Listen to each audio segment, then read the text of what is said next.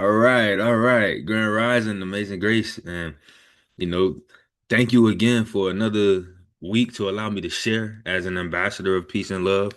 And this is for all my scholars, all my philosophers, all my leaders, all my righteous, good people. And right now I'm wearing a Saint shirt. So I want to even preference what is someone who is righteous. What is a saint? And that's just being in right standing with God, the creator, the person that gave life to all life. So in order to know how to be righteous, you got to know who that is, what that is, that source of power. And that source, we have an example of that in Genesis and how he created us in his likeness and his image. He created the heavens and the earth, and he separated the two. He gave a distinction between light and darkness. And I think a lot of people they read Genesis, but they look past that part thinking, oh yeah, he created the day, he created the night. But that's also physically, but that's not all God created. He also created the spiritual aspects of light and darkness as well. So meaning the good and the evil. So when you think about the Garden of Eden, how they had an opportunity to live in paradise, live eternally, live in peace and shalom without facing fears of death, without facing fears of disease. So that's the goodness, but also in order for goodness to exist, there had to be some type of opposite to that goodness. And that's what the tree of good and evil, or the tree of life, or the forbidden fruit in the garden, that's what that represents. Because since the beginning of time, there was always this universal law that's been put in place, and that is what wisdom represents, the things that do not change. So we think about laws. What is a law? Something that governs a group of people, or I could put it that way. So there's different types of laws, though. There's man-made laws. That's like, all right, we got a curfew. So because you guys are cutting up, we gonna make it mandatory to go in the house by 11 o'clock. That's a man-made law. But then you got universal laws, which is what I want to talk about today, which is the yin and the yang, which is the divine principles of masculine and feminine energy. And that's what creates the whole universe. That's what creates all things when you have masculine energy connected with feminine energy. That creates these little babies. That creates each of us who are present on this call. It took some masculine energy and some feminine energy to come together and manifest us. So when we talk about what God represents, I'm going to share right now. Well, you can't see the share, but I'm going to speak about Genesis for a second. So that way you understand where I'm coming from in regards to the yin and the yang and what it's representing. So it says, in the beginning, God created the heavens and the earth. Now the earth was formless and empty. Darkness was over the surface of the deep, and the Spirit of God was hovering over the waters. So that darkness, that's the separation between there is no life. So darkness, there is no consciousness. Darkness, is void. So that means if we lose our life, even if we have, let's say we pass out, we may lose our ability to know where we are in the physical realm, but our spirit is still alive because we haven't gone into complete darkness. So I'm gonna keep going. And God said, let there be light. And there was light. God saw that light was good, and he separated the light from the darkness. So this, in essence, is not the light of the physical, what you see light. This is the light from the combination of righteousness, what it means to be righteous in God's eye, which means good standing with him, the things that are pleasing, the good things like love, the good things like peace, the good things like harmony and patience. And it later on in different scriptures describes what the fruits of the spirit is. So this is God describing his spirit, light. and he separated the light from the darkness. So God called the light day, and the darkness he called night. And there was evening and there was morning, first day. But then I want to skip down where it talks about verse 14. A few days later, it says, and God said, let there be lights in the vault of the sky to separate the day from the night. So now this is a whole new type of creation. Now he's talking about the physical creation. So when we have a greater understanding of the realm in which God lives in, it gives us an opportunity to have a better understanding of who we are in our divine nature and how we ought to survive and live and thrive. So the light and the darkness, that's the yin and the yang. That's he said it's, I'm gonna keep reading it so that way I'm scripture. So it says, and God said, let there be light in the vault of the sky to separate the day from the night, and let them serve as signs to mark sacred times and days and years.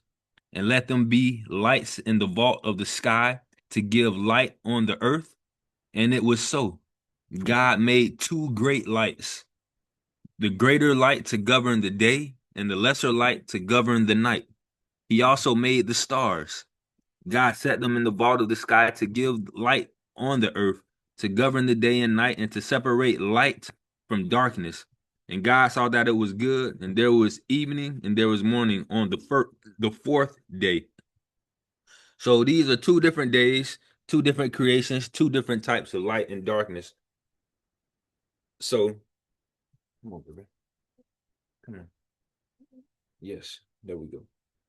So here we go in regards to now we're going to talk about divine masculine and feminine because that represents the sun and the moon.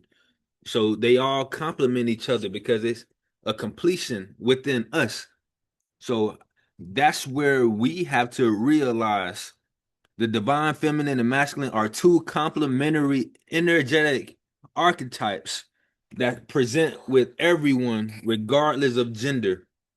The feminine represents intuition, receptivity, and emotional flow, while the masculine embodies action, logic, and structure. Balancing both creates inner wholeness and it prevents extremes like passive stagnation or rigid burnout. So when we talk about having the balance here, how do we live righteous and right standing? That means to be in harmony, to be in balance. That means to have a complete understanding and walking in wholeness. So that's why when we find a spouse, when we meet with the opposite equal, we complete ourselves. And as we complete ourselves, we complete the cycle of life and we reproduce to keep more life on the earth. And that's what God instructed us. And it's in Genesis as well to be fruitful and multiply. And that's what he said. Let the land produce living creatures according to all. And then God said, let us make mankind in our image, in our likeness, so that they may rule over the fish in the sea and the birds in the sky, over the livestock and the wildness, and all over creatures that move. So God created us in his own image, and he created us male and female. God blessed them and said to them, be fruitful and increase in number, fill the earth and subdue it. Rule over the fish in the sea and the birds in the sky and over every living creature that moves on the ground.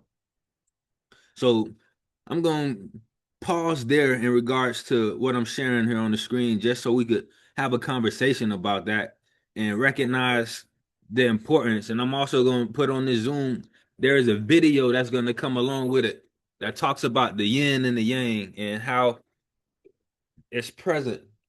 Oh, thank you. Yeah, we had a guest on the show. But yeah, and that's the whole concept of yin and yang, that if there was no opposite complement, we wouldn't know the good. So for example, Yes, the baby right now could be a slight distraction, and that's a bad thing in some people's eyes. But the fact that she brings me motivation, inspiration, and encouragement, that's the good thing. That's the equal opposite. So although she's here and it may, oh, why is there a baby in the background? People may think, but that's the wholeness of life. That's what makes life life. We all have something. We've all had some type of challenge, some type of journey, some type of obstacle that we stand on. So had there never been a short person, tall would not exist. Had there never been obesity, skinny wouldn't exist. So when it comes to light and darkness, God established that through his wisdom that there are certain things, certain principles that exist that represent light, that represent goodness, that represents quality of life. And if we live in that realm of life, that vein of life, with that spirit of life, then that's in us being placed in the presence of God, in the protection of God, in the covering of God. So yin and the yang means they both exist. And in order to know who we are in that, we must have something to compare it to. So if you go back to this blog post about yin and yang, it's going to be a YouTube video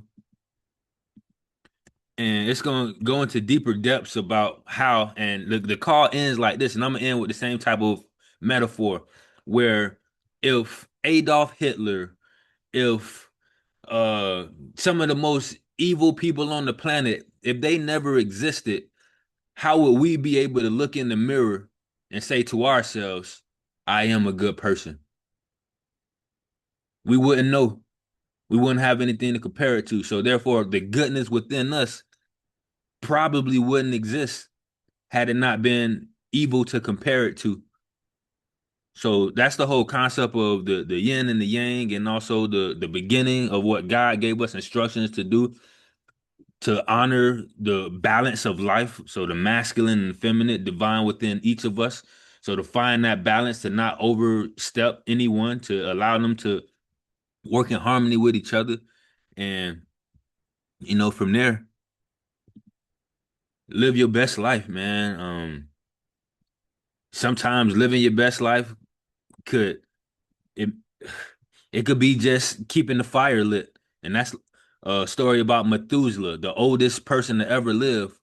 And his purpose was not just to live and keep the fire. I'm gonna share this last little bit. So Methuselah was the grandson of Enoch, and Methuselah had an opportunity when he was a younger boy to talk to Adam in his old age and learn about the Garden of Eden and what life was before the fall, and understand that God had given Methuselah this grace of life, which was the time period for the people of the earth to decide for themselves if they wanted to choose light or live in darkness. But they loved darkness more than they loved light, and they never converted their heart to become righteous in God's eyes. And that's why God made Methuselah this promise: as long as you breathe, I will hold back the waters. But the last breath you take will be the day the fire goes out and the waters will appear on the earth. And that's what Methuselah told his grandson, which was Noah, about his conversation with Adam, as well as his conversation with God, what was his purpose. And his purpose wasn't to go out preaching, and he was just to be a steward to what he was called to and to live. And that was the grace period, 969 years for mankind to decide, do I want to live in the light or stay in the darkness? And that time expanded, and Noah built that ark. And now we have, his descendants that have multiplied and became fruitful on the earth. And it's a great history and a great story just about righteous living and who we ought to be. why we should be that way. So I want to, just thank you for allowing me to share, and I pray that what I was saying helps us to make a decision on how we want to live.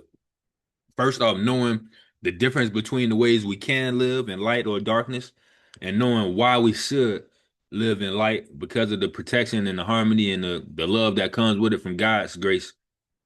So thank you for allowing me to share on behalf of Empire for the Youth and Mastermind Consulting Group, and just as an ambassador of peace and love, want to help the community grow. Grand Rising, and hopefully I share something that sparked your spirit, and we can have a good conversation about it. So Grand Rising, and I pass it open for him.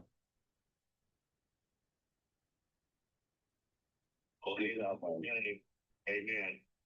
Andrew Williams Jr. from Los Angeles.